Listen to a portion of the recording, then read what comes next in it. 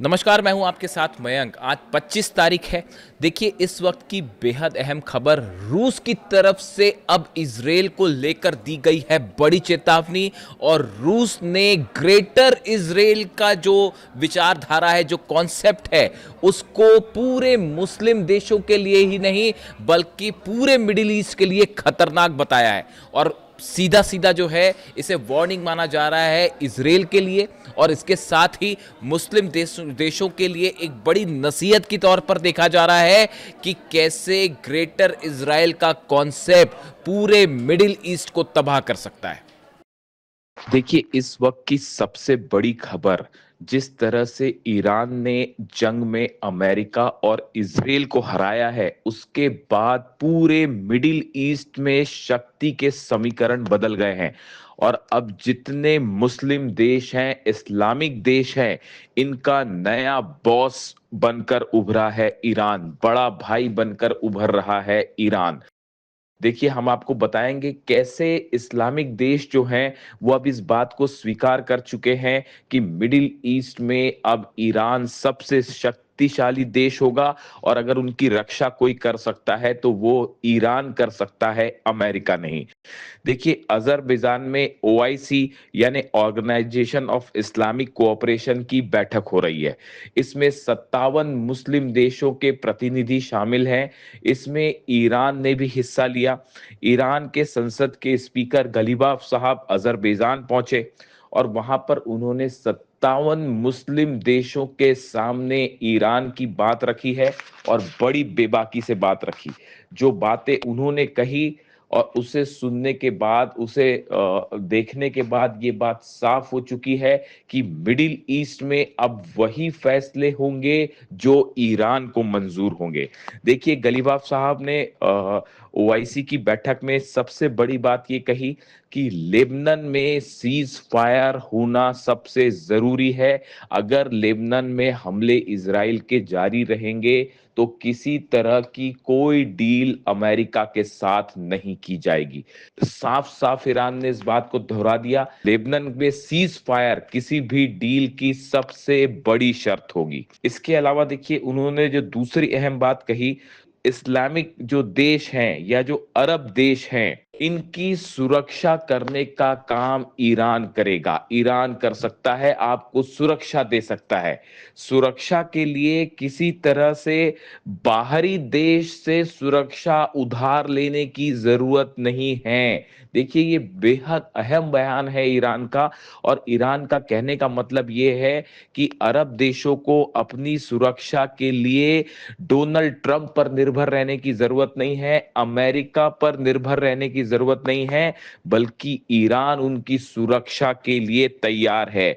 यानी अरब देश किसी तरह की सुरक्षा या डिफेंस सिस्टम अमेरिका से उधार ना लें। अगर वो सुरक्षा चाहते हैं तो ईरान उन्हें सुरक्षा देने के लिए तैयार है। और खास तौर पर हॉर्मूज के आसपास वाले देशों की सुरक्षा की जिम्मेदारी ईरान की होगी। उन्होंने कहा कि लोकल सिक्योरिटी, इस्लामिक देशों को यह बात समझनी होगी कि आपसी सहमति से लोकल सिक्योरिटी जरूरी है, ना कि अमेरिका के द्वारा दी गई सिक्योरिटी। जिस तरह से ईरान ने अपनी मिसाइल से अरब देशों में अमेरिकन बेसिस को निशाना बनाया, उसके बाद चाहे सऊदी हो, चाहे यूएई हो, चाहे कुवैत हो, चाहे कतर हो, ये देश अच्छी तरह से समझ चुके हैं कि उनकी रक्षा कोई कर सकता है तो वो ईरान कर सकता है, डोनाल्ड ट्रंप सुरक्षा नहीं दे सकता। जिस तरह से थार्ड और पेट्रियट की धज्जियां उड़ा दी ईरान ने अपनी फतह मिसाइल से, अपनी खुर्रम शहर मिसाइल से, उसको देखने के बाद पूरा अरब देश, जितने अरब देश हैं, वो ईरान का लोहा मान चुके हैं, ईरान के हौसले देख चुके हैं, ईरान की मिसाइलें देख चुके हैं। यानी वो इस बात को स्वीकार कर चुके हैं कि मिडिल ईस्ट का अब असली बादशाह ईरान है। देखिए, इसके अलावा उन्होंने एक बड़ी बात ये भी कही कि अरब देशों के साथ ईरान कोऑपरेशन चाहता है, इंटरेक्शन चाहता है, और इंटरेक्शन से ही अरब देशों के बीच विकास हो सकता है, शांति हो सकती है, कन्फ्रंटेशन से नहीं। उन्होंने अरब देशों को यह सलाह दी कि आपस में बातचीत करिए, आपस में इंटरेक्शन करिए, इसी से अरब देशों का भला हो सकता है, आपसी भला हो सकता है। आपस में जंग करने से, आपस में एक दूसरे के खिलाफ साजिशें करने से अरब और मुस्लिम देशों का विकास नहीं हो सकता, उनकी सुरक्षा नहीं हो सकती। ये देखिए, ये दूसरी बात उन्होंने इस बैठक में कही। इसके अलावा उन्होंने ये भी कहा कि मुस्लिम देशों के साथ हर तरह के कोऑपरेशन के लिए भविष्य में ईरान तैयार है। देखिए, ये बात ईरान के सुप्रीम लीडर अली खामेनी साहब हमेशा से कहते रहे हैं कि अरब देशों को, ईरान को एकजुट होना चाहिए, और एकजुट होके असली दुश्मन का मुकाबला कीजिए, अमेरिका का मुकाबला कीजिए, डोनाल्ड ट्रंप का मुकाबला कीजिए, क्योंकि असली दुश्मन अमेरिका है।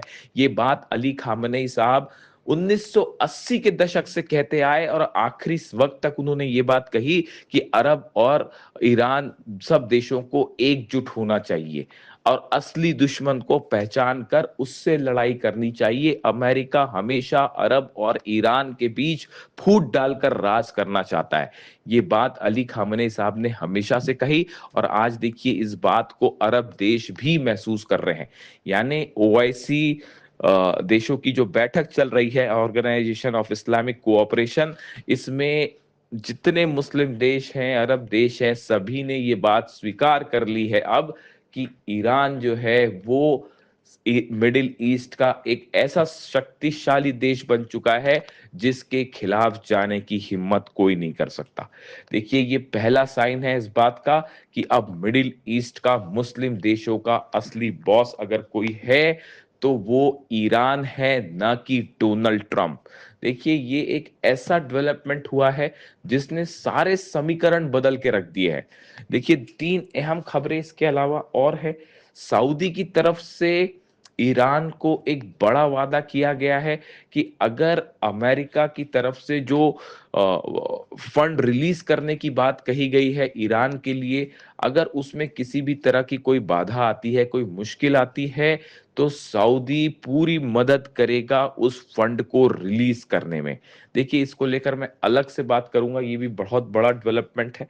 इसके अलावा सीरिया के जो नेता हैं अल शरा, उनकी तरफ से ये बात कही गई है कि वो सीरिया सीरिया जो है वो लेबनान में किसी तरह का कोई ऑपरेशन नहीं करेगा, और वो हिजबुल्लाह के खिलाफ किसी तरह की कोई कार्रवाई में शामिल नहीं होगा।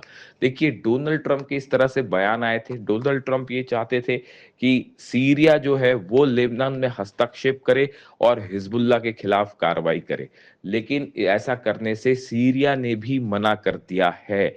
यानी ये माना जा रहा है कि एक बार फिर सीरिया ने ये बात साफ कर दी है कि वो हिजबुल्लाह के खिलाफ कार्रवाई करके किसी तरह की दुश्मनी ईरान से मोल नहीं लेगा, नहीं लेना चाहता। देखिए, डोनाल्ड ट्रंप की जो पॉलिसी थी, जिस तरह से वो एक षड्यंत्र करना चाहते थे सीरिया और लेबनान को आपस में भिड़ाकर, वो पूरा नहीं हो पाया, और यहां भी ईरान की बड़ी जीत हुई है। इसके अलावा देखिए आप, ओमान के साथ ईरान की एक बड़ी बैठक हुई है। जिस तरह से ये विवाद चल रहा है अमेरिका और ईरान के बीच कि हॉर्मूज का एडमिनिस्ट्रेशन आगे कैसे होगा, क्या किसी तरह का सर्विस टैक्स ईरान वसूलेगा हॉर्मूज से, इसको लेकर अमेरिका और ईरान की अलग अलग राय है, खास तौर पर डील के मामले में। ऐसे में एक बड़ी बैठक हुई है ओमान के अधिकारियों की ईरान के साथ, और इस बैठक में ओमान इस बात को लेकर तैयार हो गया है कि ईरान के साथ मिलकर आने वाले वक्त में हॉर्मूज का मैनेजमेंट किया जाएगा, हॉर्मूज पर नियंत्रण रखा जाएगा, और हॉर्मूज में जहाजों को गुजरने के नए नियम बनाए जाएंगे।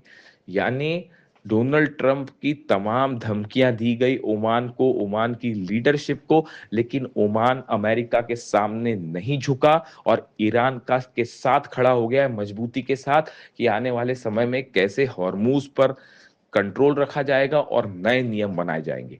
यानी आप देखिए जितने अरब देश हैं वो धीरे धीरे अमेरिका का साथ छोड़ते जा रहे हैं, चाहे सऊदी हो चाहे यूएई हो, हर देश ये समझ रहा है कि अब नया सूरज मिडिल ईस्ट का ईरान है और उगते सूरज को हर कोई सलाम करता है। यही दुनिया की रीत है जो हजारों सालों से चली आई है। अब देखिए मामला ये है जितने अरब देश हैं वो ट्रंप की बातों को स्वीकार करने को राजी नहीं है, चाहे वो अब्राहम अकॉर्ड हो, चाहे वो हॉर्मूज का मामला हो, चाहे वो जंग का मामला हो, चाहे वो अमेरिका के प्लेन्स को अपना एयर स्पेस देने का मामला हो। इन सब मामलों में ईरान भारी पड़ता दिखाई दे रहा है और ये बात साबित कर रही है कि मिडिल ईस्ट का असली किंग अब कोई है तो वो सिर्फ और सिर्फ ईरान है। और मुस्लिम देश इस बात को अब स्वीकार करते दिखाई दे रहे हैं कि मिडिल ईस्ट का नया बॉस, उनका बड़ा भाई अब सिर्फ ईरान है। ये ईरान की जंग के बाद फॉरेन पॉलिसी के लिहाज से, इंटरनेशनल रिलेशंस के लिहाज से अब तक की सबसे बड़ी जीत मानी जा रही है। जो भी अपडेट होगा इससे जुड़ा मैं आप तक पहुंचाऊंगा। कमेंट करके जरूर बताइए आपको वीडियो कैसा लगा।